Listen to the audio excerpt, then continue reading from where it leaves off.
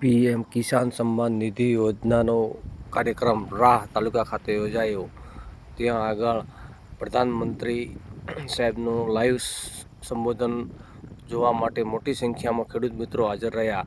સાથે તાલુકા પંચાયત પ્રમુખ રમેશભાઈ પલાસરા, પૂર્વ તાલુકા સદસ્ય મઘાજી ઠાકોર, તાલુકા સદસ્ય જોધાજી ઠાકોર, પૂર્વ જિલ્લા પંચાયત સદસ્ય મદનલાલ, સાથે મેવાભાઈ ખટાણા અને રાહ એપીએમસી પ્રમુખ ભીખાલાલ પણ હાજર નિમંત્રણને માન આપીને તાજેતરની આપણી તાલુકા પંચાયતની ચૂંટણી થઈ, એમાં પ્રથમ રાહ તાલુકા પંચાયતના પ્રમુખ તરીકે દેવીબેન કાળાભાઈ ચૌધરી ચૂંટાઈ આવ્યા।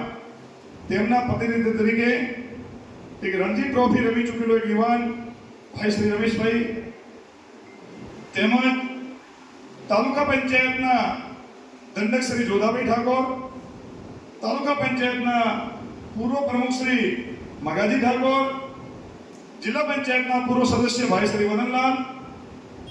ટૂંક સમયમાં પીએમ અને સીએમ સાહેબનો સંદેશો સાંભળવા મળશે, પણ પીએમ કિસાન નિધિ એનું મૂલ્ય શું છે એ આપણે જાણવું હોય તો એક ઉતારાની અંદર અભિમાન થાય એવા માનનીય મોદી સાહેબ વર્ચ્યુઅલી જોડાવાના છે।